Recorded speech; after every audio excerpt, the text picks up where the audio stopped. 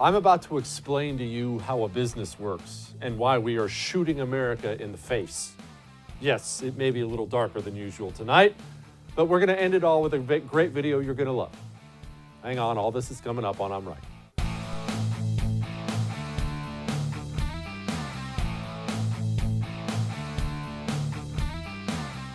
Let me tell you a little story. Now, this is a true story, so I just want to walk you through this for a moment here. We have shut down America, shutdowns across the country.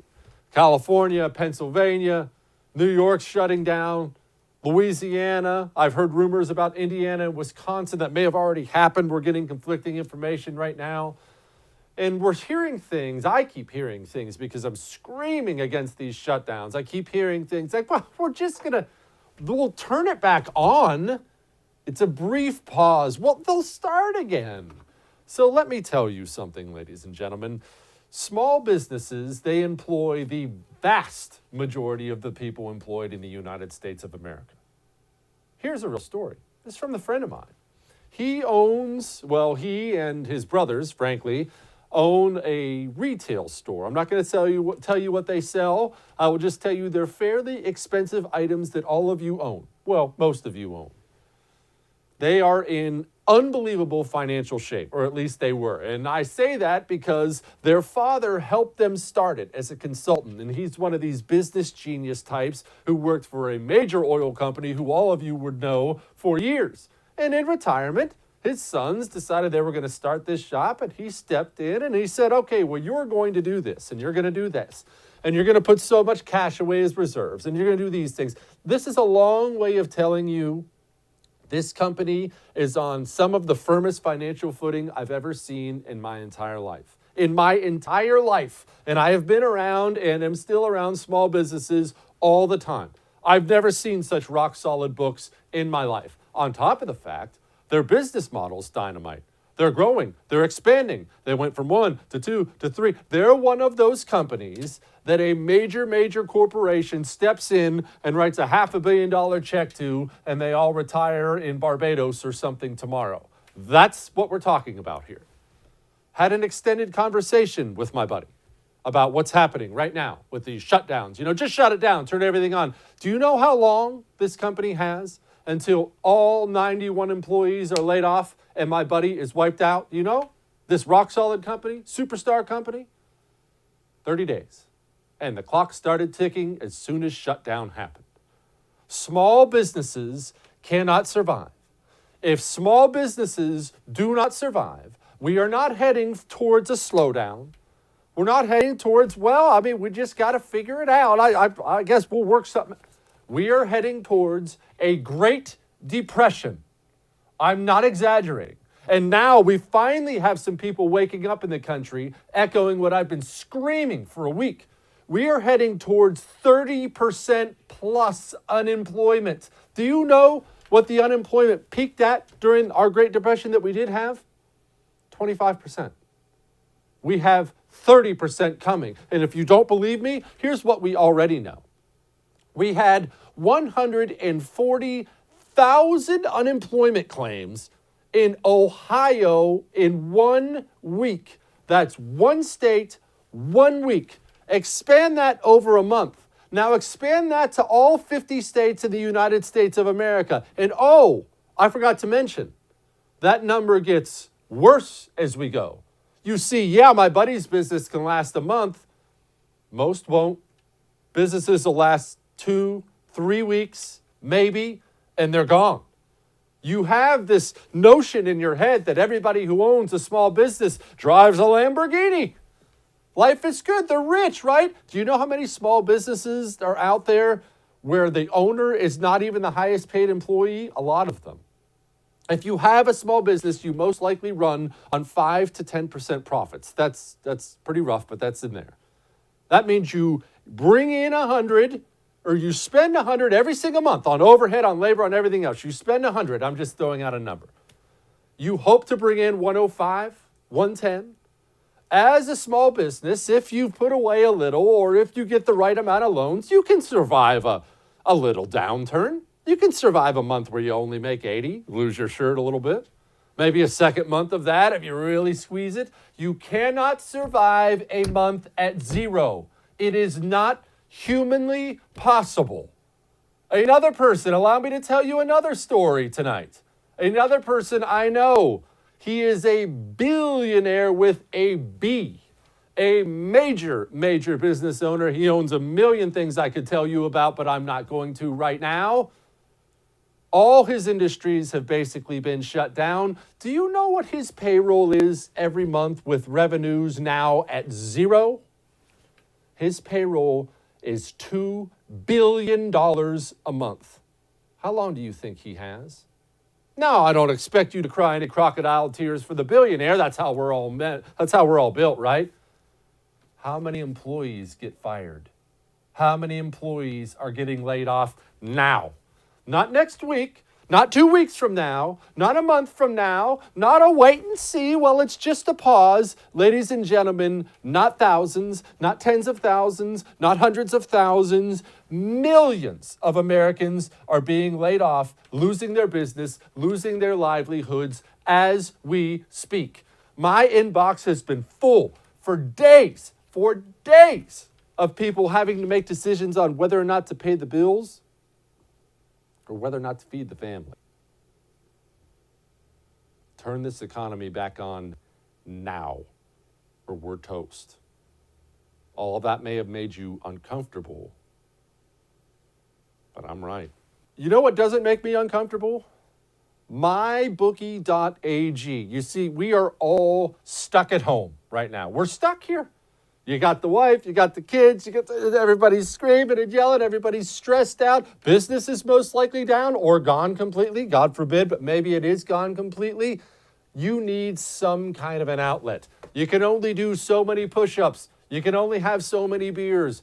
What if you went on to mybookie.ag and saw some of the absurdly cool things that you can bet on? Do you know what you can bet on at mybookie.ag? It's political betting. How about which terrorist we're going to capture next? How about a bet on whether or not Donald Trump's Twitter account is going to get suspended? I'm not making that up, and there are so many more. And not only that, if you go to mybookie.ag, you put down a $250 deposit with the promo code Jesse. Again, with the promo code Jesse, you put down a $250 deposit, they match you $250. You decide to do a $1,000 deposit, they match you $1,000 with the promo code Jesse. Help yourself through the lockdown. Go spend a little bit of money and get yourself an outlet. That's mybookie.ag, promo code Jesse, mybookie.ag, promo code Jesse.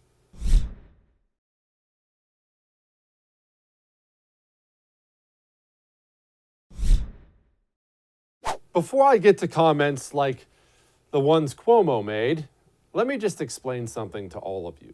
I just explained how small businesses work, right? That's how things work. Great Depressions have casualties, ladies and gentlemen. I know it's easy to forget about that. It really is because, look, you didn't live through one. I didn't live through one. However, they do have these things out there now. They are the coolest thing I've ever seen, and they're called books. And everybody should be picking one up right now and read what happens during a Great Depression. Great Depressions have casualties. You can search far and wide, and every pundit on TV and every politician will tell you about, well, the coronavirus, this, and the China virus, that, and exponential growth. No, you're not looking at Italy. What? Look, people are going to die. Yes, people are going to die. People are going to die. I am not minimizing that. Every life is precious. It is a deadly pandemic. It is. But guess what happens during a Great Depression? A lot of people die. They die. Suicides go through the roof. Crime goes through the roof. Again, this is not theories from egghead Harvard nerds. This is the reality. This is what we know. Drug, alcohol abuse goes through the roof. Disease goes through the roof during a Great Depression. Why does it go through the roof during a Great Depression? Well, malnutrition, for one. That is a big reason why people get sick anyway, malnutrition. 2, How much social distancing do you think you're going to do when they kick you and your family of 4 out of your home and you're living in your car? I'm not trying to be extreme. I am trying to scare you, though. That's not an accident, because these are not theories. The things I'm telling you are not theories. The numbers are already right there. We are dealing in facts.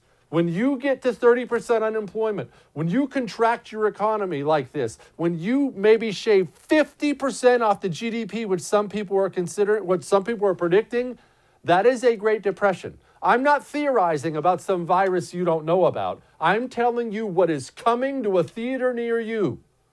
Great Depressions have casualties, lots of them. And so what you're seeing right now is all these politicians feel like they have all carte blanche. They have political capital in the world to just close everything down. Why? Well, because people are scared and because that's easy. Not a single one of these political pundits is missing a paycheck. Not a single one of these governors, mayors, congressmen, none of them are missing a paycheck. And there's nothing easier in the world than to sit up there behind the desk and go, well, look, we're just gonna shut everything down. Wait, what? For how long? Well, I mean, it might be a couple weeks, and then we'll reassess. You know what? It might be a month. You know what? Cuomo isn't even stopping there. It's going to go on for a period of time. This is not a short-term situation. This is not a long weekend. This is not a week. The timeline, nobody can tell you. It depends on how we handle it. But 40%, up to 80% of the population will wind up getting this virus. All we're trying to do is slow the spread, but it will spread. It is that contagious. Again, that's nothing to panic over. You saw the numbers. Unless you're older with an underlying illness, et cetera, it's something that you're going to resolve, but it's going to work its way through society. We'll manage that capacity rate, but it is going to be 4 months, 6 months, 9 months. I'm sorry? Did you say 4 months, 6 months, 9 months? People, at 4 months, not even 6 and 9, at 4 months, you can kiss 30% unemployment goodbye. You'll be begging for 40% unemployment. These are not just, extremes I'm guessing about. At 4 months, you shut down America for 4 months? People, you better have guns and ammo. You think you see some empty grocery shelves now? What do you think happens to the supply chains out there? What do you think happens when looting starts? Because it's going to start way before the 4-month mark. That is destroying a nation. That's not even shrinking an economy. That's not high unemployment. That's the breakup of the United States of America. And these people throw around these numbers as if it's nothing. I said, well, I mean, look, we're all in this together. Just a little shared sacrifice. That's funny because Cuomo hasn't missed a paycheck since this began. How's your paycheck? I mean, we're sharing the sacrifices, right? And let me tell you something else. And I realize this is going to be unpopular. Congress ain't going to help. None. Mr. President. The Majority Leader. Mr. President, the American people are watching this spectacle. I'm told I enter a motion to reconsider the vote. The motion is entered. The American people are watching this spectacle. I'm told the futures market is down 5%. I'm also told that that's when trading stops. So the notion that we have time to play games here with the American economy and the American people is utterly absurd. So I want to explain what just happened. Our good friends on the other side would not have been disadvantaged one bit if this vote had succeeded, because it would have required potentially 30 more hours of discussion, during which these seemingly endless negotiations could go on as long as they would like. Now, the buildup to this, so everybody fully understands, is that we had a high level of bipartisanship. Let me tell you something. We have a $20 trillion economy. I know people were upset because the bills failed in the Senate today, and Nancy Pelosi's playing games with it, and all these others. It's fine, right? People were mad. Well, they're playing politics. Yes, they're playing politics. Yes, the conduct of Nancy Pelosi is despicable. Trying to insert things like solar tax credits and all that's gross. You're right. Congress cannot help you. Congress cannot save this economy. They can maybe briefly absolve a small amount of pain, and guess what? They probably can't even do that. A $20 trillion economy is not fixed by passing a $1 trillion bill that will pick winners and losers and sprinkle in a little money here. And, well, let's see, I went to Harvard. We'll put a little money there. Well, this guy's a campaign donor. We better give them some money. That doesn't work.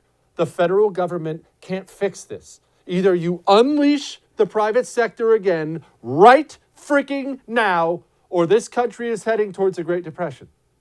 You know I don't like to do this kind of show. The last thing in the world I like to do is stress you out, make your day harder. I know you're bombarded with things. I know maybe you're sitting at home. Maybe you are stressed. But I am telling you, the public outcry had better start switching gears from save us from the disease and close us all down to open us back up now, or we are heading towards a Great Depression in the United States of America. Not a recession, a Great Depression. And some jerkwater $1 trillion bill in Congress, even if it did pass, ain't going to change that. Not one bit. I have never seen this kind of lunacy in my life. I'm disgusted by the people who lead us, but I'm not surprised. Maybe that is a good thing that can come from all this. On top of the family time, maybe more time in prayer, maybe we all need a helpful reminder that we have a bunch of degenerate sociopaths leading this country.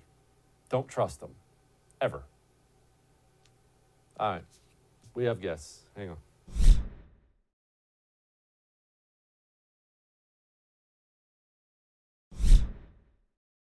Joining me now, one of my favorite guests and a voice we need right now because, one, he can't stand China. Two, he's been in the halls of Congress for a while and knows what's going on over there. And three, well, I just like the guy, Dean of Business at Liberty University, Dave Bratt, joining me, and former Congressman. Dave Bratt. Congressman, before we get to what I think is this idiotic response I've seen to this virus nationwide, can you talk about the China aspect to it and why we are in such a predicament here with things like pharmaceuticals and whatnot? Yeah, I'll just give you the big three real quick, and then if you want to dig in on any. Number one is we have the virus because of China. It came out of China. Once we get to dig in and our folks get to go find out the origin, we'll find that out. It's a little conspiracy theory right now, but no one does have the answer. So number one is the virus came from the Wuhan part of China. There's no doubt on that. Number two, the business dislocations. The major reason we're having American business dislocations is because of globalization to China, right? So all the Harvard MBA geniuses flunked Finance 101, I guess, which teaches you diversification and don't put all your eggs in one basket. Well, we put all of our eggs in one basket. Everybody, I think, knows the lines now, right? 85% of our pharmaceuticals manufactured in China. So disaster and more, and automobile parts and Apple iPhone parts, et cetera. And then number three, if that's not bad enough, the Chinese knew about this problem back in January. And the heads of China walk into the White House shaking hands with everybody after they're fully aware of what's going on in Wuhan, and we don't have a clue till 2 months later, and they're shaking hands with our White House. So, I mean, if you want to personalize it, you can look at it at the global level, 30 foot, 1,000 feet up in the air, or you can look at it at the ground level, walking in the White House, shaking hands. It does not look good. And Xi Jinping, right, the Chinese philosophy is they are, the head of that party runs everything. He declared himself the dictator, right, the global leader of China, and that's why you have problems with the local provinces not reporting because they're scared to death to report anything one way or the other because you got the absolute dictator in place. And Xi Jinping, he's in trouble now, right? He's the head of the CCP, the Chinese Communist Party. And he's trying to save face. And the Chinese philosophy is he is supposed to be providing harmony and peace to the world. I don't think that's exactly what we got right now is harmony and peace. He's in charge of harmony and peace coming out of the Buddhist Confucian thing. There's some good stuff there. He's not delivering, so they're in a world of hurt. Don't disagree with any of that. And this is where we may have a disagreement, so I'm anxious to have your opinion on it. Yep. I think what we are doing in response to this virus is the most insane, absurd, suicidal thing I have ever witnessed in my entire life. I feel like I'm on another planet. You do not shut down an economy of 350 million people. You don't just decide to lock everybody indoors for a week or two and see what happens. I think that is flat out moronic. I think we're going to harm more people than we're helping. I'm looking at 140,000 jobless claims in Ohio from 1 week when it was 5,000 the week before. We are heading towards a Great Depression, which will equal an insurmountable loss of life that cannot even be counted. I think all this is idiotic. Tell me where I'm wrong. Yeah, well, I think you're wrong a little bit in one respect, and that is in order to shut this thing down, if, and this is a big if your policy folks say, and give businesses, I was just on the phone with a major business person in Virginia, and he told me, the key thing is this, I can survive 2 weeks, Dave. If they tell me it's 2 weeks, I can handle it. And I can pay for my folks and keep them employed, no problem. But they need certainty on that announcement that it's only 2 weeks. But you're right. If it's, hey, we've gone a few weeks, now we're really going to harden it for 2 weeks, and then we don't know when the 2 weeks starts. And by the way, this could go on till July, or it could go on 18 months now in some of the journals. Then you're right. And the harm, right? This is the hard part to calculate. But in economics, you're supposed to, maximize welfare and minimize harm. And so you're going to have the harm from the virus. But you're right to emphasize no one is calculating the social harm to the poor and to everyone we care about from shutting down the economy. These could be permanent dislocations from the employment side, right? And going way back, Maimonides, right, the great Jewish ethicist way back, he had a pyramid of the virtues. And guess what was at the top of the virtues for Maimonides is getting someone else a job. Because if they have a job, then all the other social benefits that are needed kind of go away, right? Then you don't have the unemployment piece. You don't have the health care piece. You don't have the need for transportation, if you got a paycheck coming in. So I think your intuition is getting there. Because right now there's way too much uncertainty, and the Democrats are playing politics with this thing right now. And the way I might bridge the gap is the Germans, it seems to me, are aiming at the right target. They're aiming at, instead of throwing money out into the economy at will, they're aiming it at a target, which is employment. And the Germans have a good track record there with their training programs to get people into the workforce and then to reskill them to keep into the workforce. It seems to me we should aim a ton of that money at making sure folks do not leave that workforce, because then all the rest of social welfare programs kick in. Here's my only issue with the bill, or even if we pass the Republican bill, and I'm obviously not asking you to call out some former colleagues and I'm sure still friends here. Yeah. It's a $1 trillion bill. We have a $20 trillion economy. Even if they passed a perfect bill, which we all know there's never been a perfect bill passed and there never will be a perfect pass, and even if the smartest guy in the world implemented putting $1 trillion into the economy, that is a drop in the bucket for a $20 trillion economy. The government can't do it efficiently. They can't do it fast enough. And these small businesses, the ones I know, 2-3 weeks, they're just like your business buddy. And then that close sign is permanently on the door. I think the only thing that saves us is getting America back to work. Yeah, well, I agree with that. And that's why the employment side is the key. And you're kind of right on the scale of these things. They're kind of doing the Keynesian, fill in the missing demand gap, but they're treating it like any dollar matters as much as the others. And I think they're forgetting the lessons from the '08 financial crisis. When you go into bailout mode, it looks like they're going to target Boeing and then the big auto and the big this and the big that and whatever. And that's why you have a populist revolution going on right now, is in reaction to the '08 bailouts. And all the small business folks in the flyover country got left behind and were not included in any of the bailouts. And it's kind of the opposite of the American business philosophy and free markets, right? If you want to, free markets mean that you have competition, right? You don't have big anything. But right now in the U.S., we got big everything, right? You got big Google, big Facebook, big healthcare, big automobile, big airlines, big national defense contractors. And they're the ones with the lobbyists that are writing lines in the bill right now. And big labor, wait till you see what the Democrats want, right? They got big states who are all bankrupt due to fiscal malpractice in the past. And I think that's probably what's really going on. You're never going to see it on the mainstream news, but they're in there trying to build up the budget, kind of a safety net for New York, California, Illinois, et cetera, the very states that have huge pensions bankruptcies looming in the next decade. And so if they do that again, it's going to make the American people even more cynical. You better have something that at the end of the day, the American people go, yep, that was common sense. I can see that it was aimed at me to help me. And if you bypass the American people again, oh boy, it's going to make the populist wave right now look like nothing. Amen to that.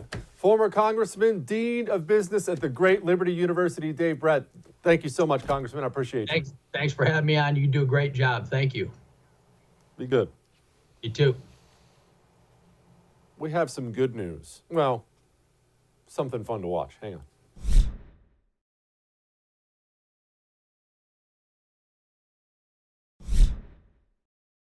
Well, it is not difficult to find some sound bites or things written down from AOC in Congress that make you scratch your head and wonder, my word, how did this person ever get in the most powerful legislative body in the history of the world?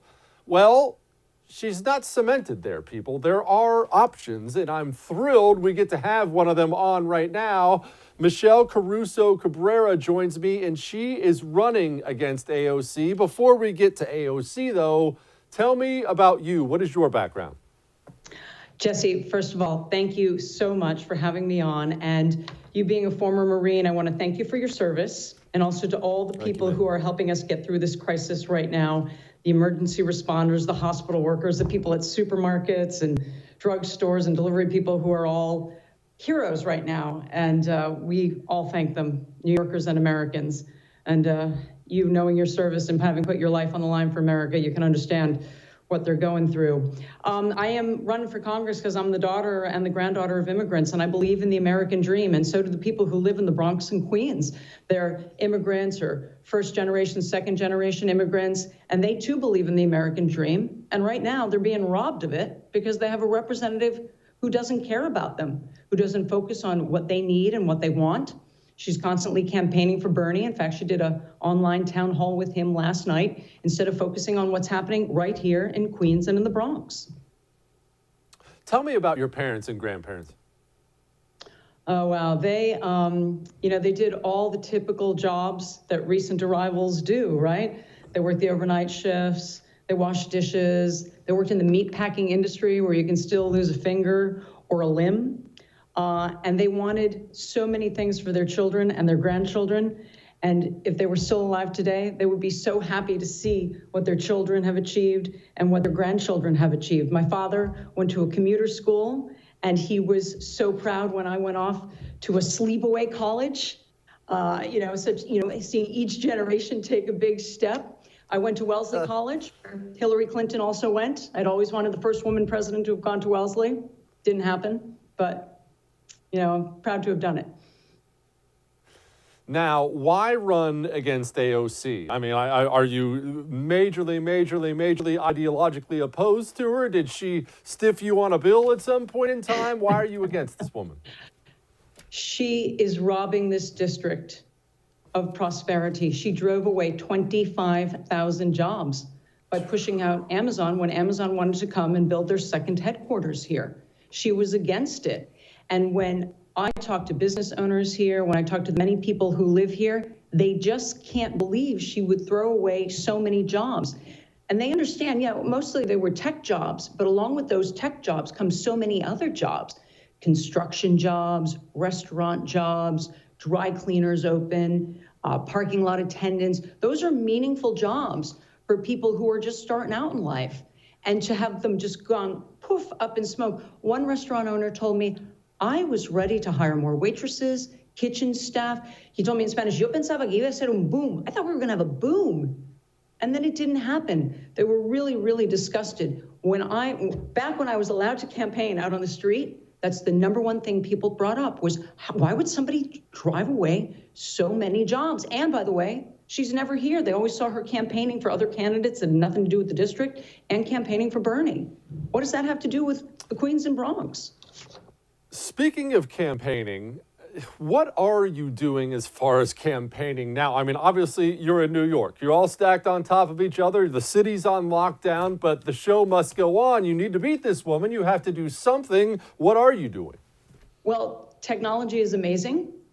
My team, we can't meet physically, but the fact of the matter is that we can get all our work done very seamlessly with things like Skype that we're using right now, or Zoom, Slack, et cetera. All of these technological components make it very easy for us to keep working. And by the way, all the constituents that I'd like to speak to are at home, so we're doing lots and lots of calls with them to tell them about me and what I believe in. And you know what they're most interested in right now? They're interested in strong leadership. They want somebody who's going to be like Governor Andrew Cuomo of New York, who's really demonstrated tremendous leadership throughout this crisis, speaking very frankly to New Yorkers about what's happening, the tough situation that we face, what we all need to do to come together. That's the kind of leader that they're looking for. That's the kind of leader that I want to be, somebody who brings people together, who isn't divisive. They complain about her always being divisive, and she is. That's not what we need right now. We need results, not somebody who's always complaining. What would you be pushing for right now if you were in the House, and let's hope you get there, if you're in the House and people were struggling, businesses are being wiped out, people are hurting severely right now, what kind of things would you push for? A lot of the things that Nancy Pelosi is pushing for right now, for example, extending unemployment, increasing the amount of unemployment that people receive. Normally, unemployment is about, okay, you've lost your job. You're going to look for another one in the meantime. You know, in New York, they used to have a 7-day waiting period because they wanted you to try to find another job. We know that can't happen right now. If you used to work in a restaurant, that restaurant's not opening up again for weeks, who knows, months. So there isn't another job to find. So the quickest way, improve the unemployment system so that way people can get cash quickly to keep paying their bills. That's an important thing. Also, helping out small businesses that normally would have a profitable business, except clients aren't coming through the door, customers aren't not calling. So can we extend to them very low interest rate loans, maybe zero interest rate loans, so they can have cash flow in the meantime to keep paying employees so that when business is back to normal, they can be up and running again, they've gotten through this time period, and then give them a very long time to pay that back. Because this is not through a fault of their own. This is not because they got over leveraged. This isn't because they were running a bad business. It's because they are facing a crisis like the rest of us that is unprecedented, and they need help to get through to the other side. We know there's going to be another side to this. It's not like the financial crisis where we kept wondering, gosh, when is this going to end? We know that we will combat this. And once we get to the other side, those businesses can reemerge. Michelle Caruso Cabrera, good luck to you out there. Thank you for giving us some time today. Thank you so much for having me. I really appreciate it. You're good. We're not done. Wait right there. Well, as you all know, I don't like to brag. All right, the last thing I want to do is draw attention to myself in any way or tell people how great I am or smart I am. And that's just not what I do. It's not how I handle my business. So if I do something like I'm on the way to work today and I stopped and gave out a $20 bill to a homeless person, you'd never catch me telling people about it. I haven't told anybody about that yet. Also, I am the world's greatest Hungry Hungry Hippos player. I know you're going to be like, Jesse, I'm better than you. You're not. You're not. I would have gone pro at playing Hungry Hungry Hippos if such a thing existed. So when I saw this little video out of a home where some old folks are with a life-size Hungry Hungry Hippos game, I have to tell you, I want in.